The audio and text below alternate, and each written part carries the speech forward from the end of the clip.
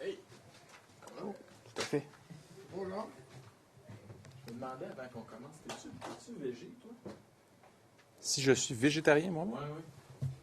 Je suis flexitarien. Mais c'est un très bon choix comme ministre parce que, tu sais, ça doit être tout.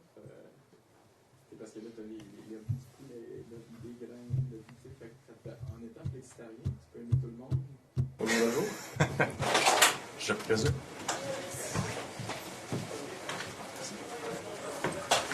Toi, t'es-tu végé?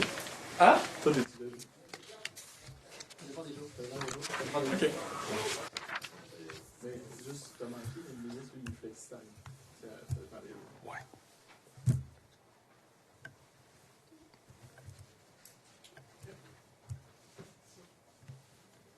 Ah, ça roule, pardon. Bonjour tout le monde. Bon début d'après-midi. Je suis très content que vous soyez parmi nous cet après-midi pour une annonce qui est pour moi une annonce qui me rend très excité. Ça paraît peut-être pas.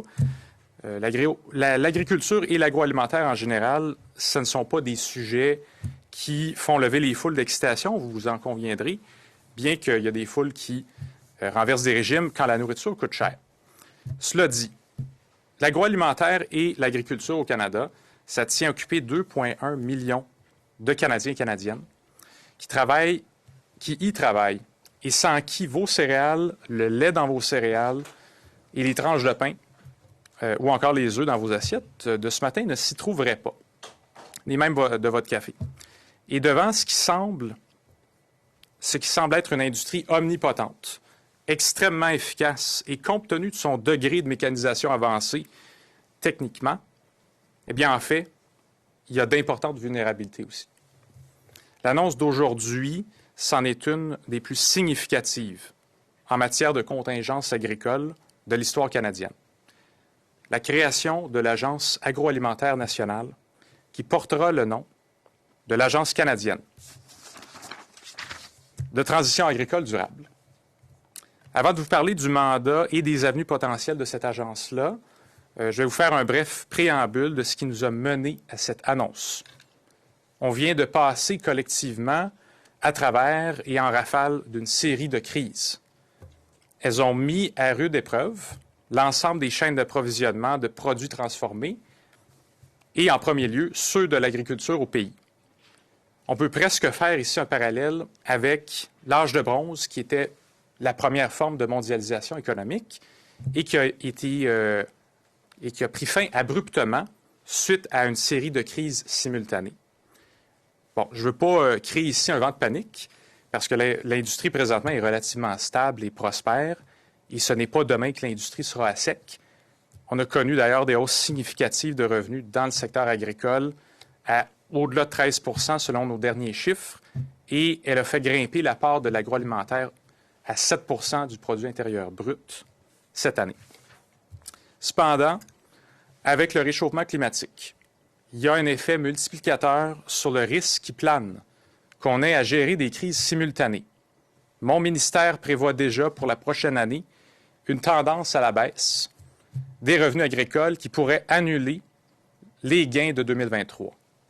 Il y a des pénuries de main-d'œuvre dans la relève agricole et, la relève agricole, elle se fait manquante.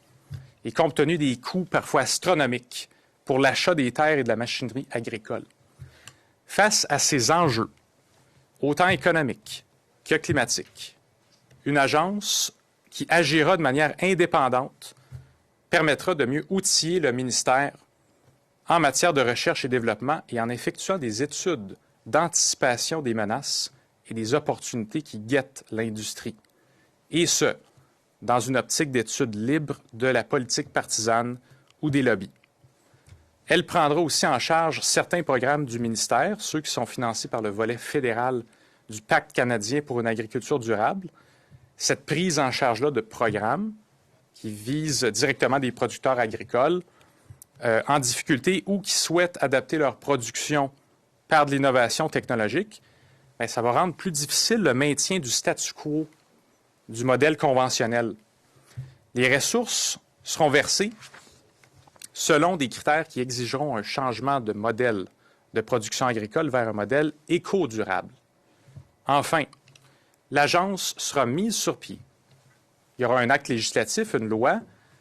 Elle va être étudiée en commission parlementaire et elle va fonctionner selon les paramètres légaux du ministère. On s'attend à l'ouverture officielle de l'ACTAD d'ici les 12 à 14 mois.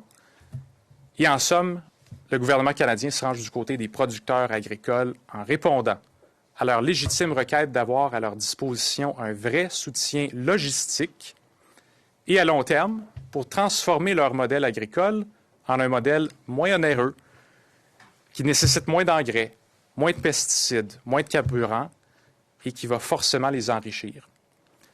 Il faut qu'on cesse de travailler en silo et qu'on travaille ensemble pour planter profondément pour l'avenir les racines d'une agriculture durable et profitable. Je vous remercie de votre écoute. Bonjour, je m'appelle... Bonjour, je m'appelle Romaine Durand, je suis l'attachée de presse de M. Jérémy Carrier, ministre de l'Agriculture et de l'Agroalimentaire. La période de questions durera 5 minutes, donc soyez brefs dans vos questions et veuillez nommer votre nom et votre média quand on vous donnera la parole. Le devoir. Oui.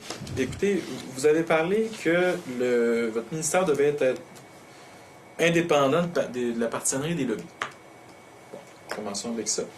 Mes merveilleux collègues du Journal de Montréal rapportaient dans une dépêche sur le dernier débat qu'il y a eu dans votre circonscription dans les élections que, je les cite, vous auriez répondu « La pêche aux petits poissons des chenaux serait meilleure sans le bloc ».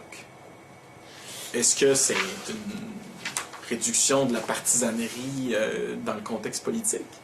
Alors, Je pense pas que je comprends que vous aimez pas le bloc, là, mais je veux dire, de dire que c'est une attaque partisane, vous êtes un des meilleurs pour les attaques partisanes. Je le trouve très drôle d'ailleurs. Je vous écoute. effectivement. Bien, en fait, la raison pour laquelle on crée l'agence, c'est justement parce que mon rôle, il est politique. J'ai à prendre position. Et l'agence, elle, peu importe le parti au pouvoir, elle va rester indépendante. Elle va prendre des décisions qui viennent appliquer le consensus des juridictions provinciales, territoriales et fédérales. Puis, par exemple, votre frère jumeau, Gérard, est lobbyiste pour le lobby des grains. Je veux dire, faites pas juste de la politique dans la vie, là. Je veux dire, votre frère qui est lobbyiste pour le lobby des grains au quotidien, qui réussit à avoir des rencontres avec vous, plus que le lobby des carottes, on a un enjeu, là. Fait, vous dites partisan d'abord, près des lobbies ensuite. Votre crédibilité, elle est rendue où, M. le ministre? L'idée de créer une agence, c'est pour justement séparer définitivement les lobbies du politique en ce qui a trait à la question agricole.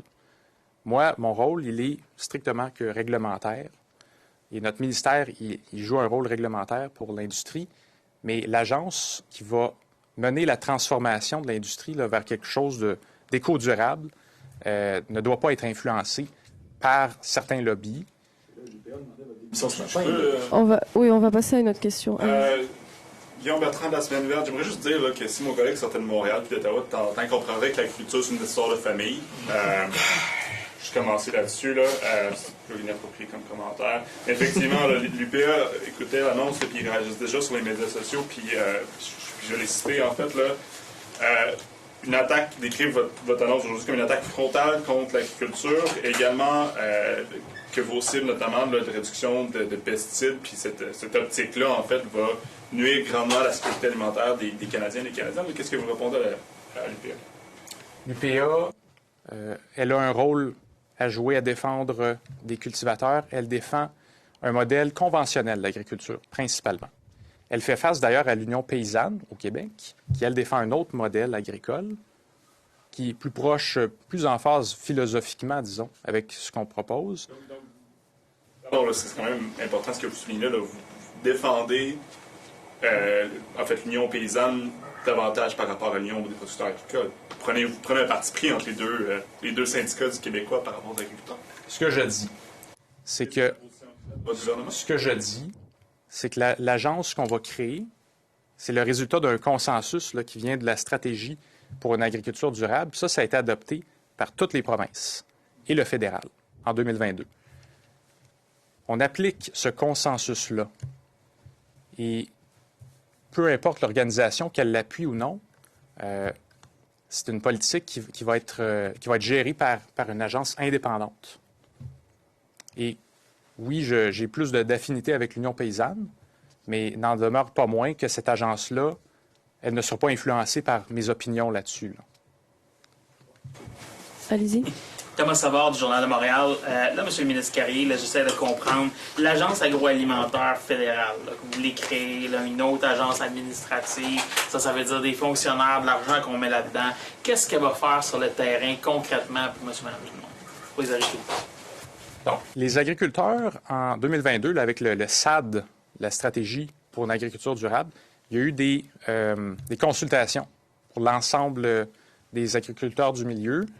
Et les demandes des acteurs du milieu, c'était d'avoir un acteur qui puisse coordonner la recherche et le développement à long terme pour développer des technologies, des semences qui soient adaptables au changement climatique et différentes stratégies pour avoir un nouveau modèle agricole qui soit plus adaptable au changement climatique.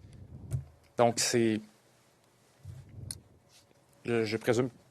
Allez-y. Une dernière question, là, parce que je vois qu'on manque de temps. Là. Vous avez parlé En fait, vous avez présumé là, que ce jeune homme qui est maintenant à l'hôpital à cause d'une consommation trop importante de médicaments était là à cause de problèmes de santé mentale. C'est pas un peu particulier de présumer ça quand ça vient d'arriver, puis qu'on sait que cette problématique-là provient notamment de choses sur les médias sociaux, etc. J'aimerais vous entendre là-dessus. Comment vous pouvez présumer que ce jeune-là est là, puis par rapport à la problématique plus large là, de consommation de médicaments puis de choses qu'on voit là, sur les médias sociaux, notamment TikTok. Ouais. Ben, j'ai présumé ça parce qu'il y a une crise en ce moment pour ce qui est des stimulants dans les milieux étudiants. C'est un fait documenté, mais c'est un point... Comment je pourrais dire ça? C'est un point de vue sur une simple base statistique. Peut-être que j'ai tort là-dessus. Peut-être que c'est un simple accident, effectivement. D'accord. Merci pour vos questions.